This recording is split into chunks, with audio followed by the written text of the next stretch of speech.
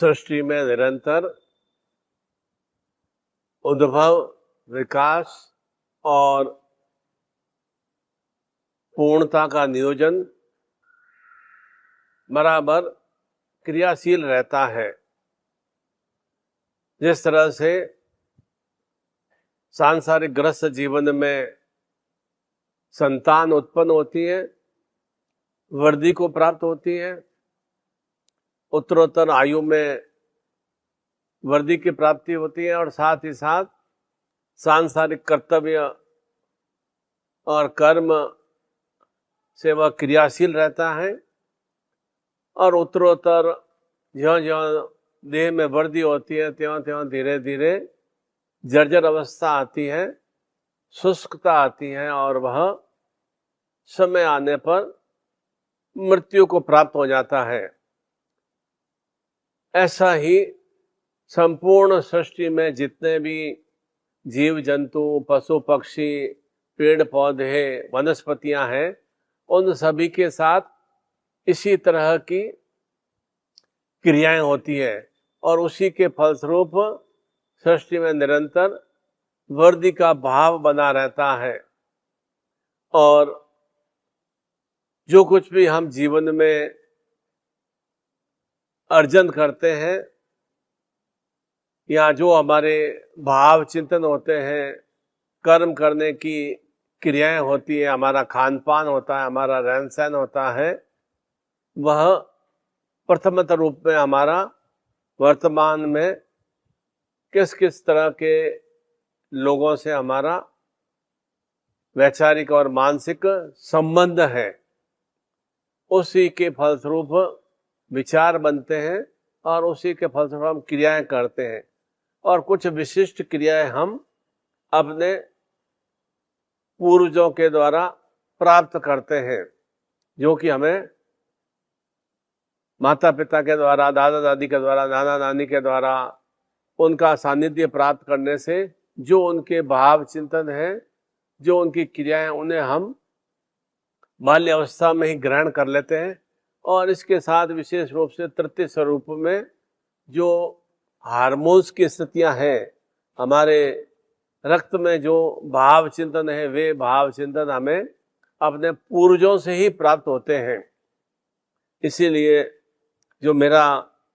रक्त का ग्रुप है वह निश्चिंत रूप से मेरी संतान का भी रक्त का ग्रुप वही होगा और उसकी संतान का भी रक्त का ग्रुप वही होगा। और इस रक्त का ग्रुप यदि समान है तो निश्चित रूप से कुछ न कुछ अवगुण और गुण आगे से आगे हम प्रसारित करते रहते हैं और उस गुणों अवगुणों के फलस्वरूप ही जीवन में क्रियाएं निर्मित होती हैं और अवगुणों के फलस्वरूप, अनगल क्रियाओं के फलस्वरूप और मेरा संपर्क, मेरा सानिध्य किन किन लोगों से, कैसे कैसे लोगों के बीच में है, उनके फलस्वरूप ही जीवन में स्थितियां बनती हैं। और जो कुछ भी जीवन में हम विपरीत स्थितियां देखते हैं, दुख, संताप, कष्ट, पीड़ा, रोग, तनाव, अकाल मृत्यु, धनहीनता, दुख, अनेक तरह के विषमताएं, वे सब हमें अपनी अनगल क्रियाओं के फलस्वरूप और विशेष रूप से पूर्वजों की कुपितता के फलस्वरूप हमें प्राप्त होती है। हमारे जो पूर्वज संसार में नहीं है और उनके सुसंस्कारों को हमने आत्मसात नहीं किया और उसके विपरीत हमने अनगल कार्य किए, उसी के फलस्वरूप में हमारे पितृ कुपित हो जाते हैं और कुपितता के फलस्वरूप उनकी आत्मा दुखी रहती है, द्रवित रहती है और उसके फलस्वरूप हमें जीवन में अनेक तरह की विषमताएं, कष्ट, पीड़ाएं भोगनी पड़ती हैं। और उन्हीं के निवारण के लिए विशेष रूप से यह आश्विन मास के प्रारंभ से ही, पूर्णिमा से आश्विन मास के जो आगे के 15 दिवस सर्वपितृ अमावस्या तक के होते हैं, वे सब पितरों को समर्पित हैं, क्योंकि निश्चित रूप से हमारे भीतर में जो भी भाव चिंतन या विचार या जो खान पान, हमारा उठना बैठना की क्रियाएं हम अपने पूर्वजों से ही सीख पाते हैं। तो उसके विपरीत यदि हम क्रियाएं करते हैं तो निश्चित रूप से वे व्यथित और परेशान से हो जाते हैं और हमें अनेक तरह के दोष हमें प्राप्त हो जाते हैं। उन दोषों के फलस्वरूप हमारा जीवन बहुत ही दुखदायी और विपन्नताओं से, न्यूनताओं से युक्त हो जाता है। उसी के निवारण के लिए इन 16 दिवसों में, इस पितृपक्ष में, पूर्णिमा से पितृपक्ष प्रारंभ होता है और आगे प्रथमा से, द्वितीया से, एकादशी, चतुर्थी और अमावस्या तक यह कुल 16 दिवस पितरों के समर्पित होते हैं। इन 16 दिवसों में यदि विधि विधान स्वरूप हम अपने पितरों का स्मरण करते हुए, नमन भाव करते हुए, क्षमा प्रार्थना करते हुए जो भी पितृपक्ष की व्यवस्था है वह हम करते हैं, तो निश्चित रूप से पितृ हमें शुभ आशीर्वाद प्रदान करते हैं। और इन पितृदोष हमें विशेष रूप से माता की ओर से, क्योंकि माता किसी और घर से आई है, और पिता की ओर से, पिता किसी और घर से है, तो माता की ओर से 7 पीढ़ियों का दोष, मेरे माता के माता पिता, मेरे दादा नानी, उनके माता पिता, परदादा नानी, मेरे पिता के पिता जो दादा दादी, और उनके पिता परदादा परदादी, तो इस तरह से दोनों ही पीढ़ियां अलग अलग घरों से आई है। तो उन दोनों ही पीढ़ियों का 7-7 जन्मों का दोष या गुण या क्वालिटी, उन सब का प्रभाव हमारे जीवन में अवश्य पड़ता है। तो अगर जीवन में विषमताएं हैं, दुख कष्ट पीड़ाएं हैं, तो उनके निवारण हेतु मातृपक्ष की ओर से और पितृपक्ष की ओर से, इन पितृपक्ष में विशेष रूप से साधनात्मक तर्पण की क्रिया, पूजन अर्चन की क्रिया अवश्य करनी चाहिए। और विशेष रूप से जो अकाल मृत्यु को प्राप्त हो जाते हैं, युवावस्था में मृत्यु हो जाती है, बाल्यावस्था में मृत्यु हो जाती है, तो वह अकाल मृत्यु की श्रेणी में आती है। और यदि 80 वर्ष की आयु के उपरांत मृत्यु होती है, तो घर में भी कहा जाता है कि वे मुक्त हुए, संसार की जंजाल व स्थितियों से मुक्त हुए, और हमें एक तरह से किसी तरह का विषाद या दुख हमें नहीं लगता है, क्योंकि मेरे पिता, मेरी माँ ने अच्छी आयु को प्राप्त हुई और वे अब मुक्त हो गए। अब मुझे उनकी चेतना को निरंतर विस्तारित रूप देना है, उनके ज्ञान का मुझे निरंतर विस्तार करते हुए अपने जीवन को सुखमय बनाना है। तो इस तरह से मातृपक्ष की ओर से, पितृपक्ष की ओर से इन 16 दिवसों में विशेष रूप से तर्पण की क्रिया संपन्न करते हैं, तो हमें सुश्रेष्ठता की प्राप्ति होती है। और वह तर्पण की विधि के लिए विशेष रूप से कच्चा दूध और गंगा जल मिश्रित जल, तिल, जव और कुश और पुष्प, यह बड़ी थाली में रखकर, और जो भी अपने पितरों के नाम से उच्चारण करते हुए, जो पूर्व हमारे संसार में नहीं है उनका उच्चारण करते हुए, और जिनका हमें नाम नहीं है तो सर्वपितृ दोष निवारणाय नमः, सर्वपितृ दोष निवारणाय नमः, ये 7-7 बार प्रत्येक पितृ के लिए इस तरह से जल से वह तर्पण की क्रिया संपन्न करते हैं। और सुपाच्य रूप में जो हम प्रसाद बनाकर अपने पितरों को अर्पित करें, भगवान विष्णु को अर्पित करें, तो निश्चित रूप से वे प्रसाद या भोग हमारे पितर अवश्य ग्रहण करते हैं। जिस तरह से नित्य प्रतिदिन हम पूजा में पता से या मिश्री या मखाने या जो भी हम खीर का भोग लगाते हैं, तो निश्चित रूप से हमें कैसा लगता है कि भगवान ने ये प्रसाद ग्रहण किया है, और उसके बाद हम ग्रहण करते हैं तो हमें वो आनंद की प्राप्ति होती है। ठीक उसी तरह से पितृपक्ष में भी इसी तरह से सुपाच्य भोजन बनाकर हम अपने पितरों को अर्पित करते हैं, तो निश्चित रूप से पितृ प्रसन्न भाव से उनको ग्रहण करते हैं और उनकी चेतना उस भोजन में प्रकाशित होती है, तो पूरे परिवार के सदस्य वह भोजन ग्रहण करते हैं, तो निश्चित रूप से पितरों का शुभ आशीर्वाद की प्राप्ति होती है। और विशेष रूप से जिनके भी घर में, परिवार में कलह, तनाव, रोग कष्ट, धनहीनता या संतान नहीं होना, या नौकरी व्यवसाय में बार बार अवरोध आना, या मानसिक चिंताएं बनी रहना, अथवा संतान का समय पर विवाह नहीं होना, और विशेष रूप से स्वजन द्वारा अर्थात अपने ही परिवार के सदस्यों, जो भी हमारे कुटुंब परिवार के सदस्यों के द्वारा हमें कोई भी धोखा या अनगल क्रियाएं मिलती हैं, तो निश्चित मानिए कि यह हमारे भी जीवन में एक अभिशाप स्वरूप में पितृदोष है। उस पितृदोष की निवृत्ति इन 16 दिवसों में हम संपन्न करते हैं, तो निश्चिंत रूप से और मैंने विधि विधान भी बता दिया है, और साथ में विशेष रूप से सर्व पितृदोष निवारणाएं, शक्तिपात की दीक्षा परिवार के सभी सदस्यों को प्रदान कराएंगे। तो निश्चित रूप से जो भी संतान हमारी कुगामी है या पढ़ाई में शिक्षा में ध्यान नहीं दे रही है या उनका उग्रता का स्वभाव है, तो निश्चित मानिए कि उनको इस तरह की शक्तिपात दीक्षा दिलाने से जो भी उनकी विषमता दुष्टता वह समाप्त होती है। और कहा भी जाता है कि मैं तो बार बार बच्चों को ये कहता हूँ कि अभी अगर समय रहते आप शिक्षा प्राप्त कर लेंगे, ज्ञान प्राप्त कर लेंगे, तो एक आपका जीव आगे के 50 वर्ष बहुत ही सुखद में व्यतीत होंगे। और यदि अभी आप शिक्षा की तरफ, अपने ज्ञान बुद्धि की तरफ, अपने कैरियर की तरफ ध्यान नहीं देंगे, तो बाद में जब शिक्षा पूर्ण नहीं हो पाएगी तो आपको लोगों के सामने गिड़गिड़ाना पड़ेगा। छोटी छोटी नौकरी के लिए, छोटे छोटे कार्य के लिए गिड़गिड़ाने की स्थिति करनी पड़ेगी, याचना करनी पड़ेगी, उनके पैरों में झुकना पड़ेगा। तो ऐसी स्थिति आए ही क्यों?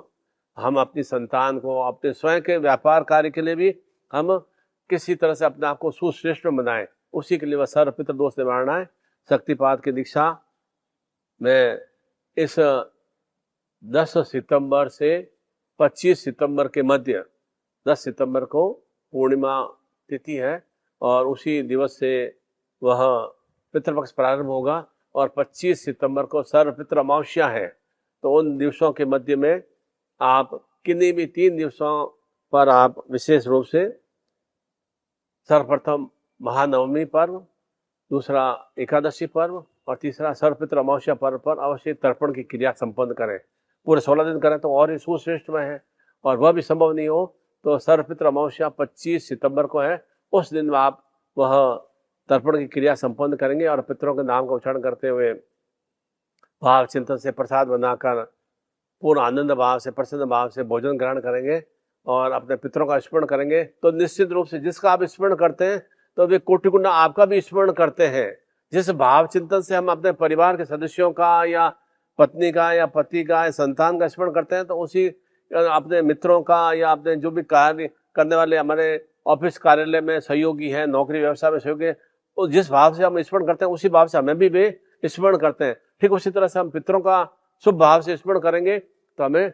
शुभता की प्राप्ति होगी। पितृपक्ष में तर्पण की क्रिया हेतु पहले अपने आप को पवित्रकरण करने से पूर्व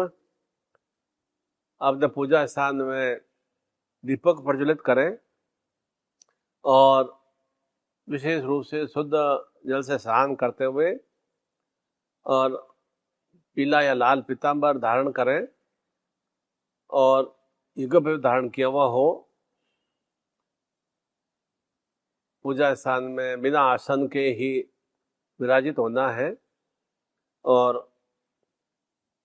बाएं हाथ में जल लें और शरीर के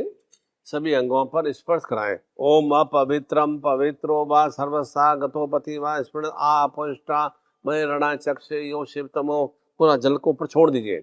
अब संकल्प लें। ओम विष्णु विष्णु विष्णु श्रीमद् भगवतो महापुरुषस्यम विष्णुराज्ञां पार्थमानस्यम नित्य प्रादरे श्री श्वेत वारा कल्पे अष्टाविंतिते में कलयुगे जम्बूदीपे भूलोके भरतखंडे संवत 2079 आश्विन मासे कृष्ण पक्षे। अब जिस दिवस पर आप कर रहे हैं और तिथि का उच्चारण करें, और तिथि नहीं ज्ञात हो तो वह तारीख भी बोल सकते हैं और वह वार क्या है वह वार भी बोल सकते हैं। उस वार को बोल के अपने जो पुरुष नहीं है उनके लिए और जो भी अकाल मृत्यु प्राप्त हो उनके लिए नाम का स्मरण करने की आवश्यकता नहीं है। केवल अपने माता पिता का नाम का स्मरण करें। मेरे अमुक माता पिता का नाम यह है, मेरा पति पत्नी का नाम यह है, मेरे संतान का नाम यह है, और सर्व पितृ दोष निवारणाएं का मनी मन उच्चारण करते हुए फिर कि मुझे जीवन में शतायु जीवन की प्राप्ति हो, अखंड सुहाग सौभाग्य की प्राप्ति हो, धन लक्ष्मी कार्य व्यापार की वृद्धि हो, संतान सुख की वृद्धि हो, पुत्र पौत्र कुल वंश की वृद्धि हो और निरंतर सुलक्ष्मियों से मैं युक्त हो सकूं। यह सब मुझे अपने पूर्वजों की, पितरों की कृपा से और सदगुरुदेव के आशीर्वाद से मुझे प्राप्त हो। इस तरह का भाव चिंतन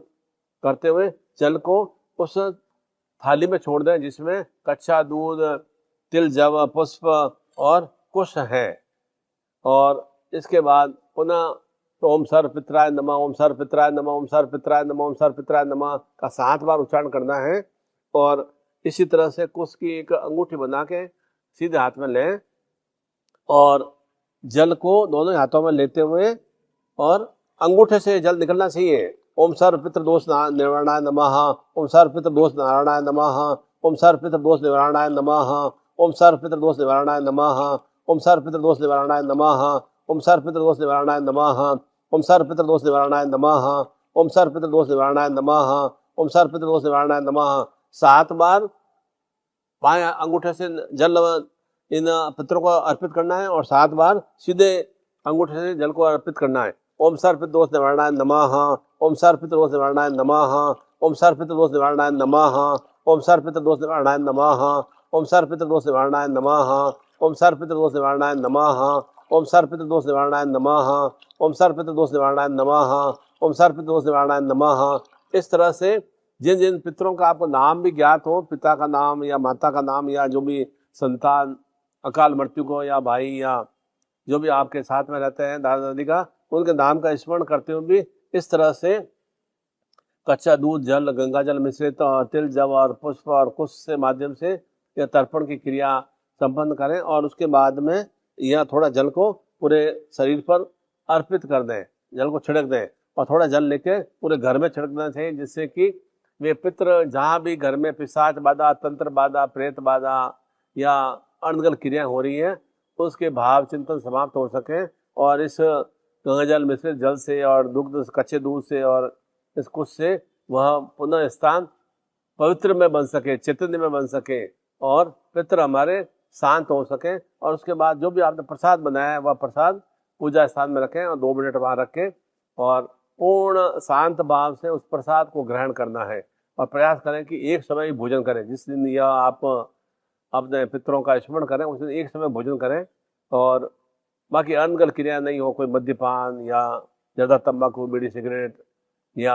अनर्गल वचन या वाचालता वाली क्रिया नहीं हो। और हर समय चिंतन रखें कि मुझे अपने माता पिता की, अपने पूर्वजों की अनुकंपा की प्राप्ति हो सके और उसी भाव चिंतन से उसी दिवस में या उससे पहले भी आप अपना फोटो परिवार सहित अलग अलग फोटो भेज दें और पूरे परिवार के सदस्यों को वह शक्तिपात की सर्वपित दोष निवारणा है, शक्तिपात की दीक्षा से अभिभूत सदगुरुदेव जी करेंगे तो निश्चित रूप से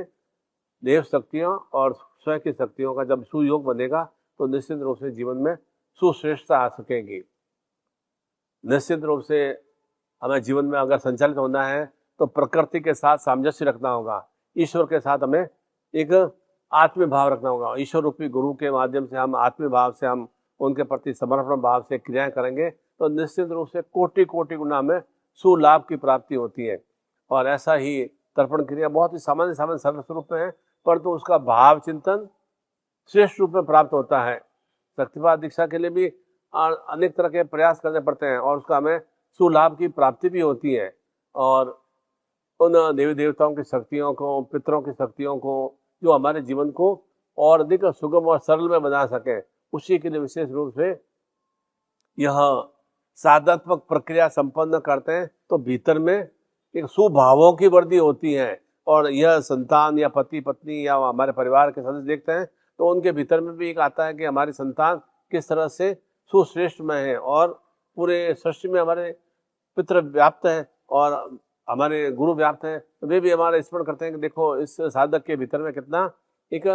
आत्मीय भाव है इष्ट के प्रति, अपने गुरु के प्रति, उसका हमें कोटि गुना लाभ प्राप्त होता है। मैं यही इस पितृपक्ष में आप सभी के लिए शुभ मंगलमय कामना करता हूँ कि जो भी आपके जीवन में पितृदोष स्वरूप कुस्थितियाँ हैं वे सब समाप्त हो सके और आप निरंतर